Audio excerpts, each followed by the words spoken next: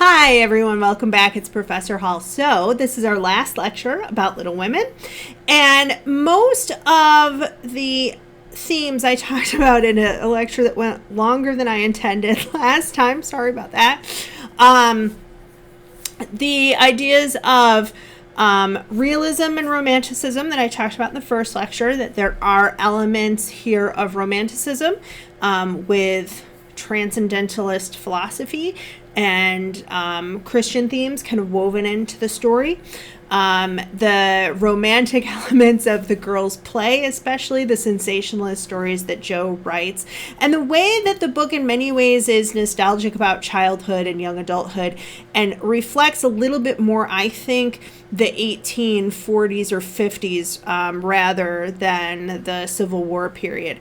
Just in terms of how people would act at peacetime versus how they would act during a war. So at the same time, very realist, right? A lot of, hopefully by this time you've read some of the small incidents that happen in the girls' lives that really were taken from everyday life. And we looked at Louisa May Alcott's journals and some of the letters that she had written to kind of compare some of the small incidents in her life and how they lined up with the book. So a few things that I wanted to touch on in terms of the themes of faith.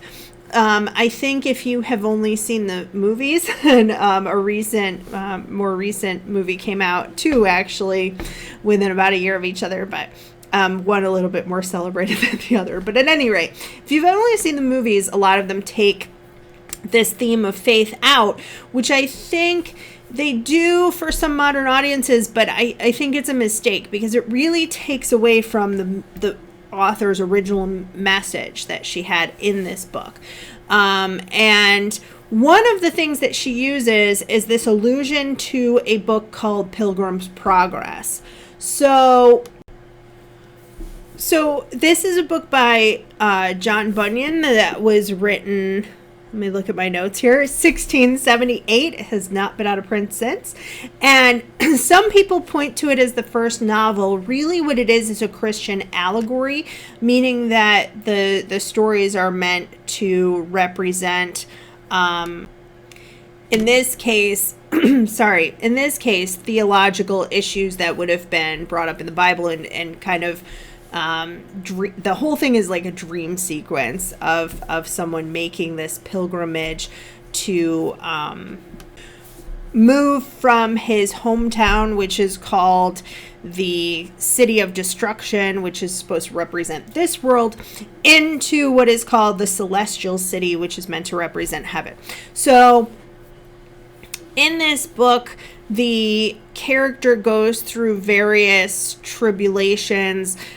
He leaves his wife and his home and his children. He can't persuade them to accompany him, so he has to go himself. And he goes through these various places, like the Wicket Gate, and the House of the Beautiful, the House Beautiful, Valley of Humiliation, Hill Difficult, all of these places kind of representing difficulties that Christians would go through in life that might keep them from coming to heaven at the end of their lives. And the book takes a lot of these place names and uses them. So the Valley of Humiliation, the Valley of the Shadow of Death, Vanity Fair. In this way, a lot of the readers who would have read Little Women would have known the book Pilgrims Progress and would have made that connection, what the author was trying to say. So what she's really trying to do is take that idea of this virtuous journey and then put it into, in a really unique and beautiful way, put it into this, we talked about the Bildungsroman, the coming of age story. So the coming of age story and the journey of the Christian moving through life to come to a better place at the end really are connected in this book. And I want you to kind of look for and then reflect on what you've already read. But definitely look for those places. The girls are given little books by their mother at Christmas time, probably either Bibles or just a copy of just the Gospels, and they are told to rely on their little books to pray. And again, we see this idea of God being a comforter, God being a friend. So I think that this is a really important part to the novel because it is supposed to be somewhat instructive for girls as well as entertaining. And in our modern times, we don't want people, we separate those, right? We separate fiction from nonfiction, and we separate things that teach us from entertainment. And so a lot of times these lessons are taken out or new lessons are put in their place. So we have a lot more of feminist ideals and things being put into the modern versions that really were not in the book. But that brings me to my next point about gender roles and expectations. So, it's interesting that Jo is given the name Jo as opposed to Louisa, who has a more feminine name. So Jo typically being a more masculine name, Laurie being a more feminine name, that they are in some ways complementary to each other. Laurie goes by Laurie because the boys used to call him Dora, and Jo calls him Teddy, kind of like he's a teddy bear, but I think that comes later on. That might even be in Little Men and in Jo's Boys where that nickname's used. But the idea that Jo is a little bit more masculine, she is a tomboy, so that the gender expectations are not really, I don't know how to put it. They are in the book, and they are in some places placed upon her, but not in the same way that you might think. So, for example, she at one point cut her hair, right, to pay for her mother's trip to see her sick father. A more masculine haircut, but one that she at first is like, well, no, I'll like it better. It's short and it's easy to take care of, and I don't want long fussy hair anyway. And then later cries because she doesn't have her long beautiful hair. And at other times, Jo is called a good fellow. She shakes hands in a very gentlemanly way. She is really a tomboy. In some sense, this is a downfall of hers, really more personality when she goes visiting with Amy. There is a trip for Europe up for grabs that I don't know if you're at that point yet, but I'll spoil it, I guess. So Jo doesn't get the trip to Europe, right? Because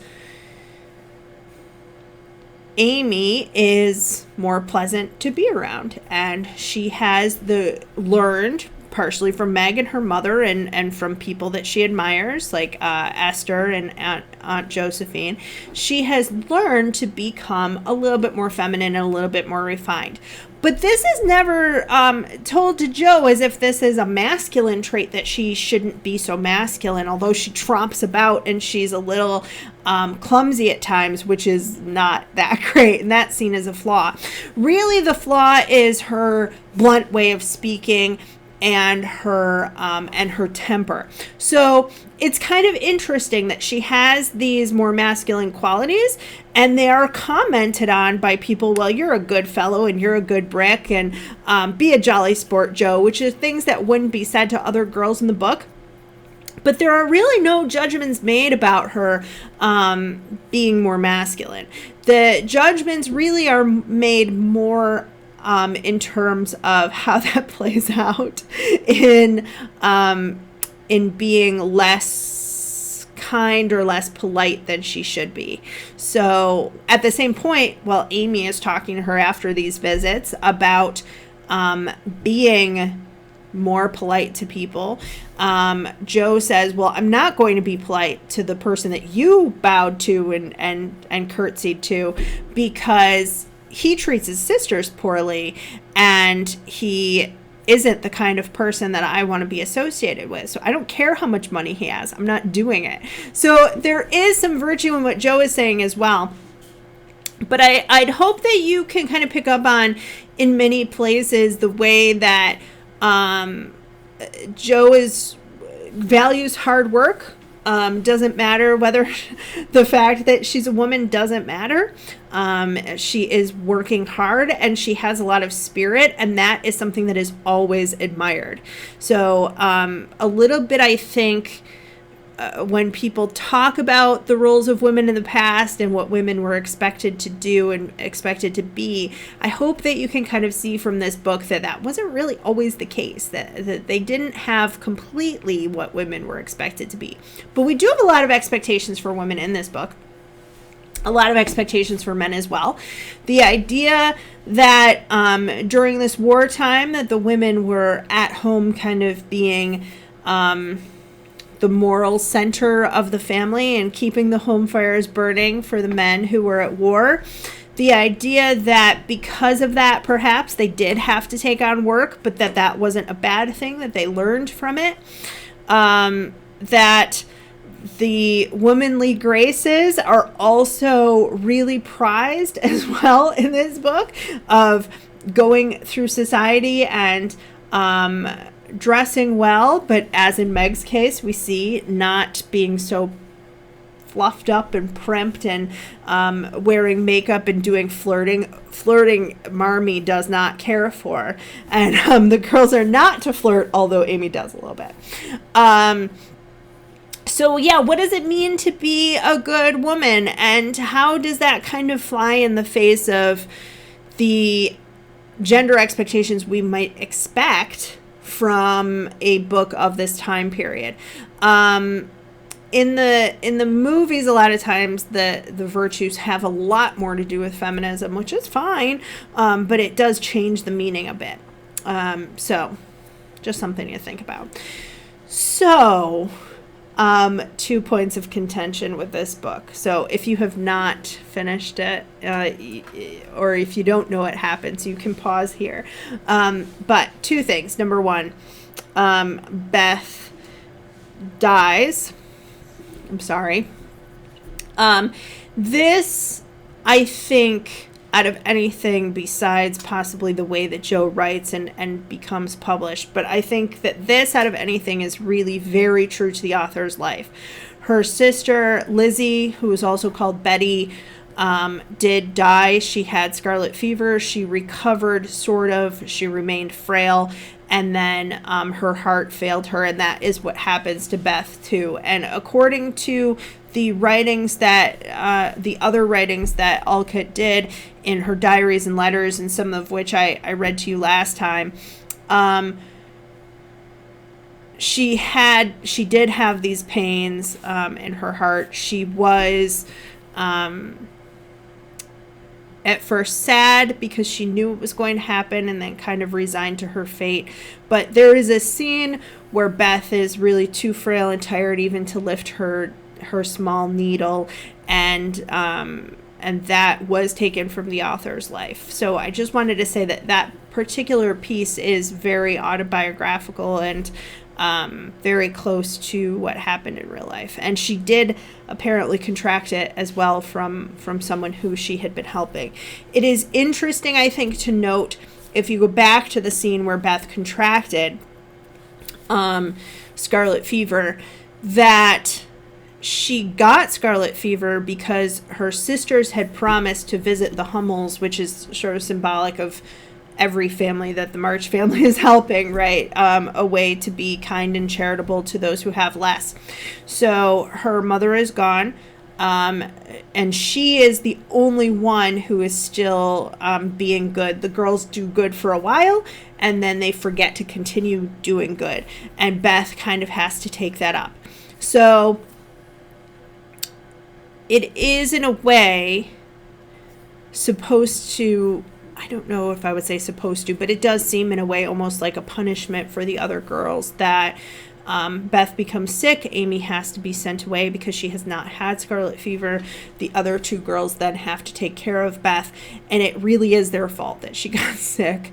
I don't mean to laugh there, but I think that it's pretty clear that it's on them in a way. And I don't know if that was like real life. I don't know if that part was taken from the author's life or if she put that in to be a little bit more fictional to kind of show people the consequences of their actions. But it really in the book is a perfect example of the consequences of actions and how faults like laziness and like forgetfulness can then lead to more dire consequences. It's also a good example of the romanticism in the book. I didn't talk about this before, this scene before, because I didn't want to wreck it. But it's quite sentimental the way that it is depicted, though not as sensationalistic as some of her other stories. So the death is sentimental and sad, but it is done, I think, in a more realistic way. So kind of, again, combining those two traditions. So let's talk about Jo and Laurie. A lot of people hate the fact that they do not get together. And I think it's interesting. What I have found is sometimes this depends on people's ages when they read it. My aunt, my aunt who introduced me to this book, my great aunt, who in some ways was like Aunt Josephine, I think. But my great aunt introduced me to this book, and after I read it, she said, "Oh, and that Amy, she stole Jo's trip to Europe." Now, my great aunt was not married, and this to her was the height of horribleness, that she felt like Amy stole this trip from Jo. I think it's pretty clear in the book that Amy does not steal the trip from Jo, that Jo is her own undoing. Now, in some of the film versions, the 1950s version, Amy knows that the trip for Europe is up for grabs and tries to set Jo up to fail and tries to make herself look better. But that isn't really what happens in the book. What happens in the book is that Amy has matured more and is ready for this type of a trip and knows that she will use it to her benefit. For her art and to learn and to grow, and Jo, in contrast, sets herself up kind of to fail. But at any rate, as a young woman, I kind of thought, like, she stole her trip to Europe. Who cares? She also took her boyfriend. And that's kind of how I viewed it when I was younger. And I think sometimes in the film versions, we have this really great chemistry between the person playing Jo and the person playing Laurie, so that in today's terms, you kind of ship them. You want them to get together. But a couple things are kind of clear, that, as Jo's mother says, they're not suited toward one another. They fight often. And in friends, this might not be a big deal, but if you're, as they would say, if you're yoked to someone, like two cattle yoked together, pulling a plow, if they're off, they're not going to be able to pull that plow. They're not going to get along. They're going to butt heads. They're going to be fighting constantly. People did get divorced back then. People have always gotten divorced, but not at the rates we do now. And it would have been not thought of well. But I think you could possibly see how they don't always bring out the best in each other. They are good friends, but they don't bring out the best in each other. And in this book, marriage, it's sort of clear that you're supposed to marry someone who will help you to become a better person. So if Laurie were to marry Jo, she would work hard and he would probably still be lazy, which is his fault. Her fault is anger, and she would get mad and he would get mad at her, and then they would battle. And again, I'm saying this because I just saw this movie, but in one of the film versions, he's like, "I have loved you my whole life." And then later on, Amy says to him, "I've loved you my whole life." He has not loved Jo his whole life. He sees Jo for a large part of that when she's a tomboy as a friend and a good chap and a good fellow.